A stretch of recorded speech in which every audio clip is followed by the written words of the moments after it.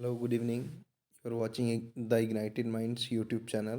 तो मैं हूं विशाल। मैं कंटिन्यू करवाऊंगा आपको टेरिशियल आर्मी यानी कि टीए आर्मी के इम्पोर्टेंट टॉपिक्स, वो चाहे मैथ्स के रहें, चाहे जीके के, चाहे वो साइंस सेक्शन है। मैं सारे आपको यहाँ पे कंप्लीट करवाने की कोशिश करूँगा विद 1000 MCQs जो भी एग्ज़ाम ओरिएंटेड होंगे।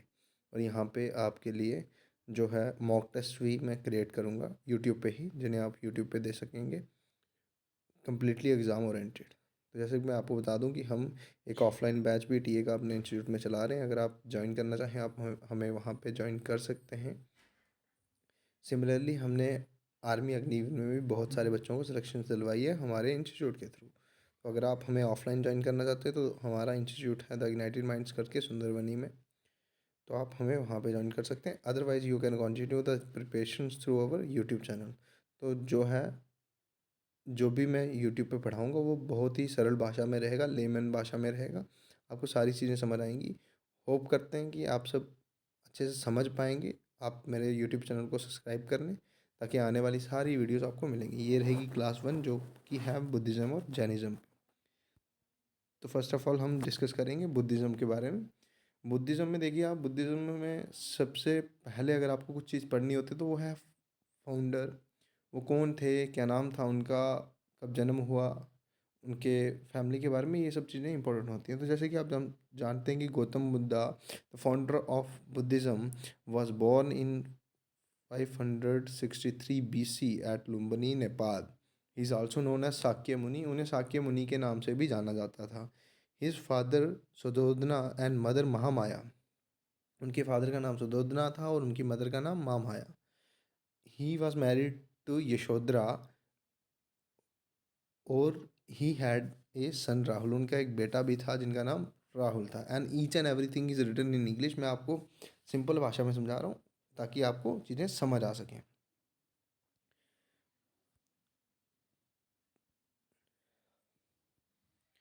तो यहाँ पे थे हम। Buddha left his home at the age of 29 years, become a monk. वो एक मॉन्क बन गए। उस टाइम पीरियड को जब बुद्धा ने अपना घर छोड़ा उसे रेनुन्सिएशन बोलते हैं। और जो एक प्रॉपर वर्ड बुद्धिज़्म में यूज़ करा जाता है उसको बोलते हैं महाविनिशी कर्मणा। At the age of 35 year, जब वो घर छोड़ के चले गए मॉन्क बनने के लिए, तो उनको 35 साल की उम्र में एक पीपल ट्री के अंडर, कहाँ पे, उर्वेला नाम की जगह थी, बोध गया, निरंजना रिवर के किनारे पे, after the complete continuous meditation of 49 days, उनको निर्वाहन की प्राप्ति होती है, यानी कि उनको इलाइटमेंट होती है, उनको ज्ञान की प्राप्ति होती है। आगे बढ़ते हैं टू द नेक्स्ट स्लाइड। जैसे कि आप देख पा रहे हैं, हिज फर्स्ट सरमन, जब उनको इलाइटमेंट मिली, इलाइटमेंट मिलने के बाद उन्होंने जो अपना पहला सरमन, पहला लेक्चर, जो भी रिलीजियस लेक्चर जिसको हम बोलते हैं, वो जो उन्होंने दिया वो दिया सारनाथ में, यूपी के सारनाथ में उन्होंने ये दिया। और उस proper event of Buddhas life को बोलते हैं हम धर्म चक्र परिवर्तना, यानी कि turning of wheel of law. तो यहाँ पे मैं आपको बता दूँ कि गौतम बुद्ध जी ने एक, जिस तरीके से आप रथ का पहिया देखते हैं उस तरीके से गौतम बुद्ध जी ने एक रथ के पहिए के नुमा एक कृति को घुमाया था, जिसकी 8 जिसमें बोझ थे, 8 जिसमें जैसे आप अशोक चक्र में 24 बोझ देखते हो बीच में, वैसे उसमें 8 थी। और 8 की 8 एक बात को इंडिकेट करती थी जिन पे गौतम बुद्ध जी ने अपनी बातें रखी थी। वो आपके लिए कितना इतना इम्पोर्टेंट नहीं है, बस आप जितना बताया जा रहा है उतना याद रखें।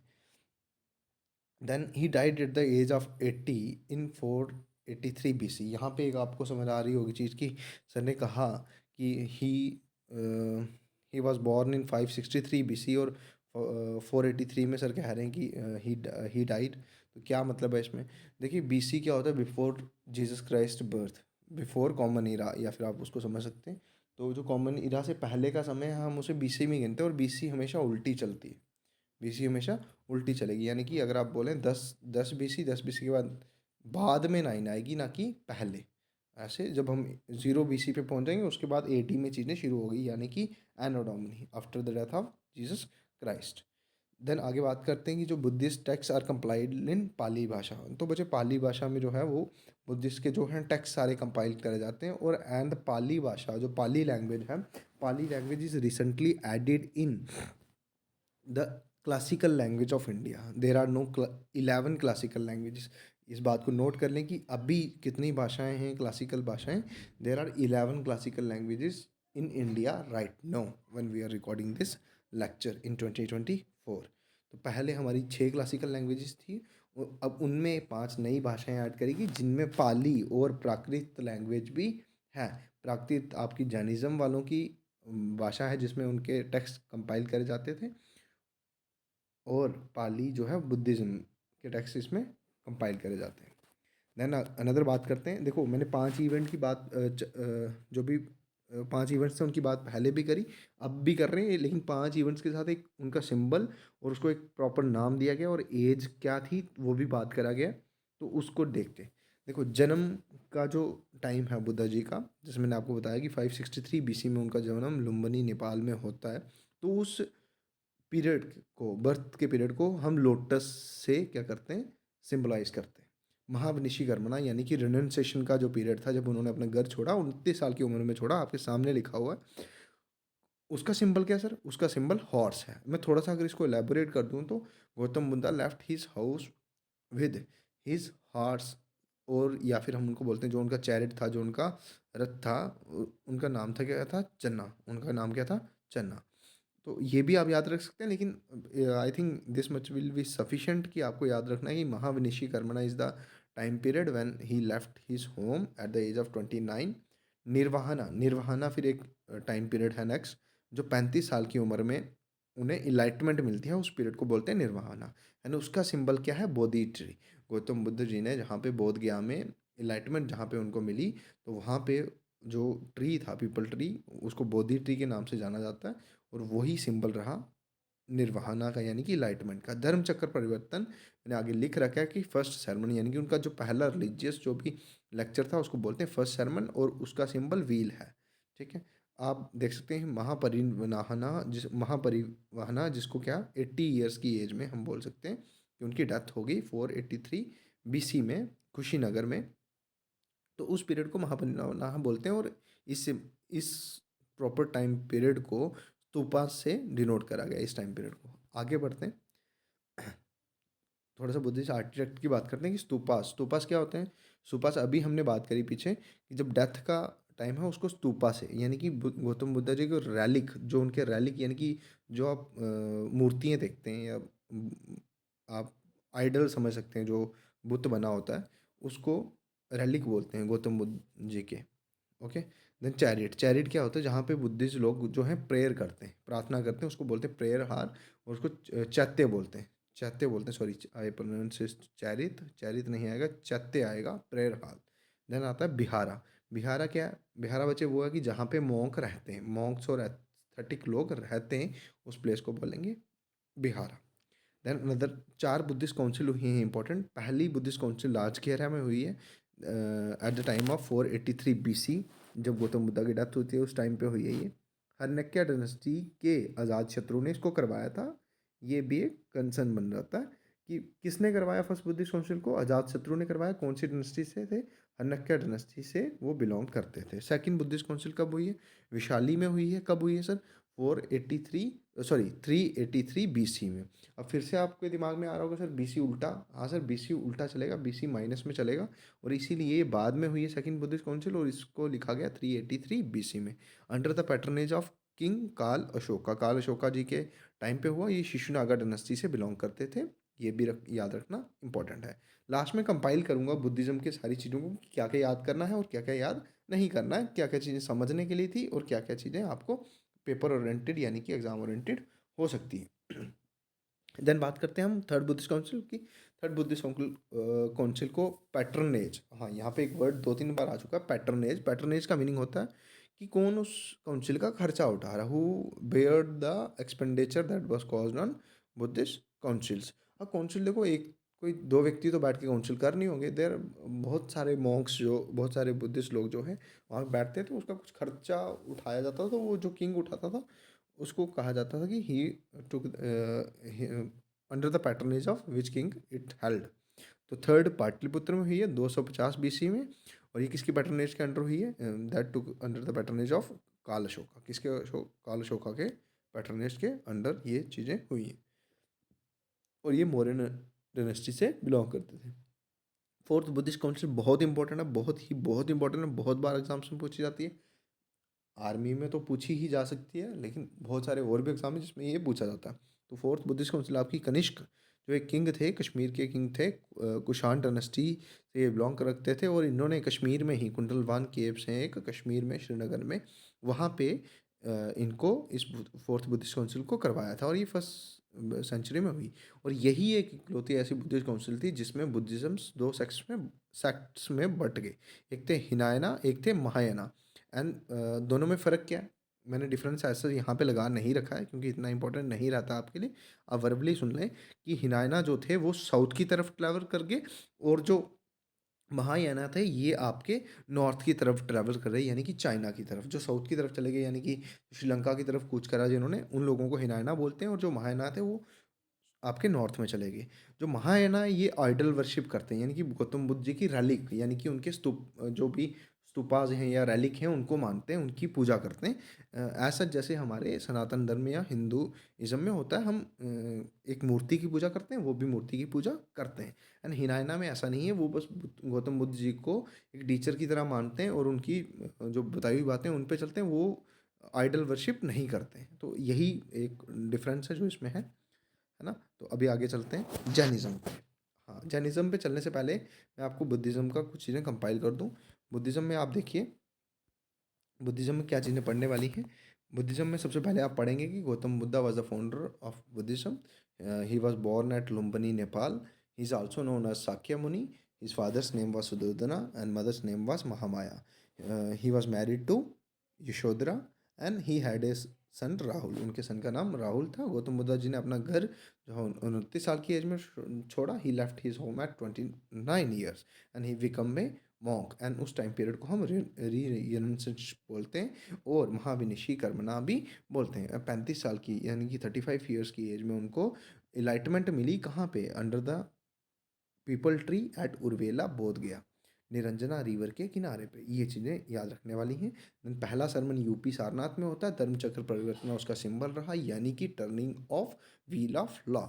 ठीक है, अगर मैं थोड़ा सा जल्दी बोल रहा हूँ तो आपने परेशान नहीं होना, क्योंकि ये पहली वीडियो है जो मैं ऐसी पीपीटी से रिकॉर्ड कर रहा हूँ। ऐसे मैं क्लास में पढ़ाता हूँ तो उसके लिए थोड़ा सा एक बच्चों को सामने देख के थोड़ा सा मतलब पे जो है टीचर पेस मेंटेन कर लेता है, लेकिन यहाँ पे आप सामने नहीं हो, मुझे नहीं पता कि आप कितनी जल्दी समझ पा रहे हैं। तो धीरे धीरे आप भी मेरी पेस समझ आएंगे, और मैं भी आपकी पेस को समझ के वीडियोस को थोड़ा सा स्लोली बनाना शुरू कर दूँगा।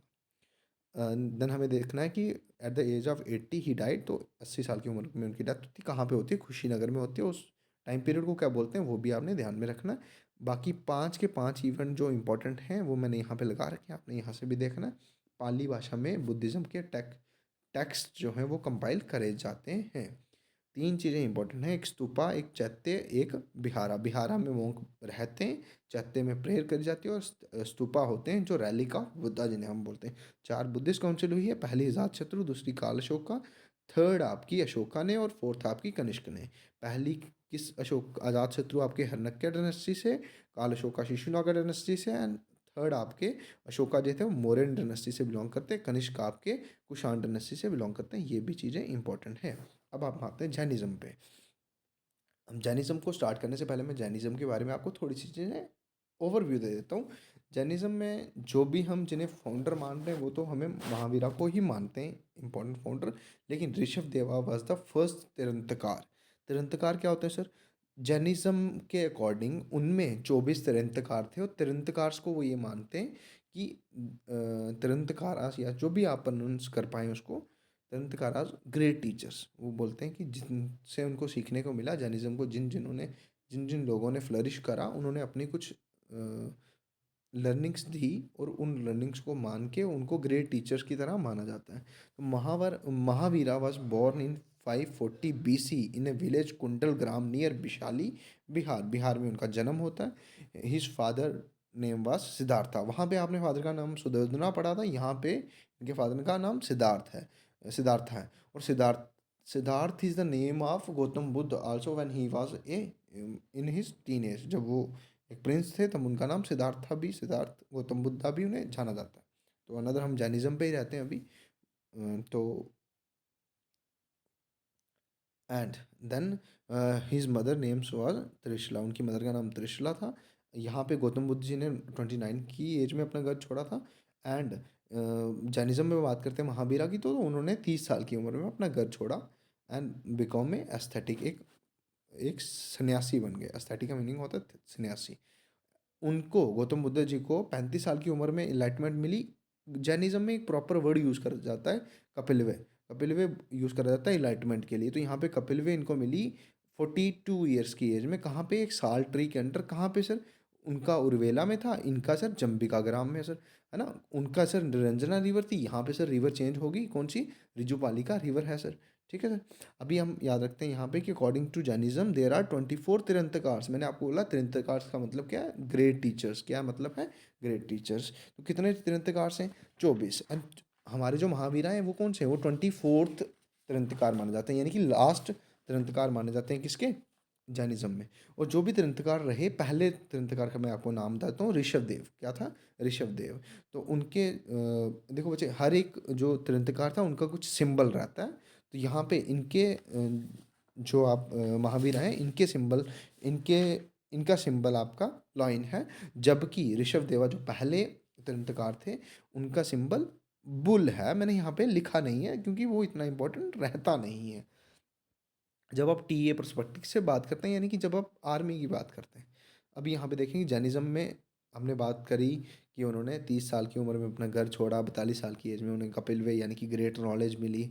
अब वो भी अपना क्या देंगे? पहला सरमन देंगे। उन्होंने सारनाथ में दिया था, इन्होंने पावापुरी में दिया। और कितने? अपने 11 डेसिपल्स को दिया। किसको दिया? 11 डेसिपल्स को।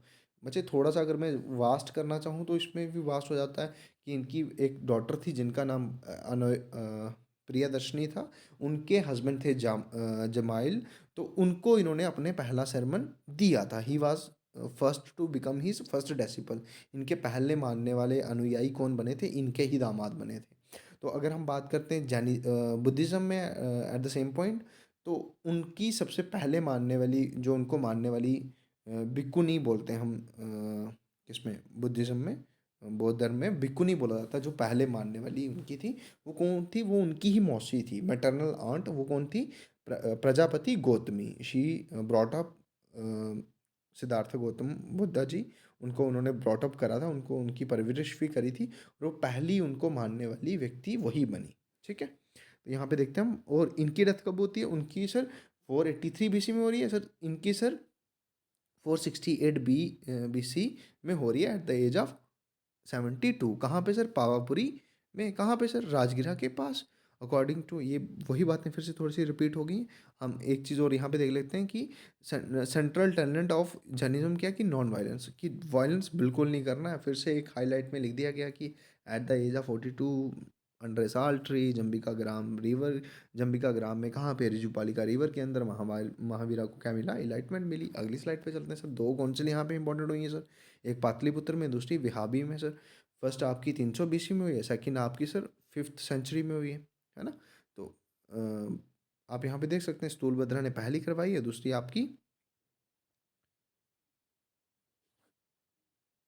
आपकी बिहावी में हुई है। यहाँ पे आप देख सकते हैं 12 अंक और 12 उप अंश इसमें क्या हुए थे? कंपाइल करे गए थे मगधी लैंग्वेज में।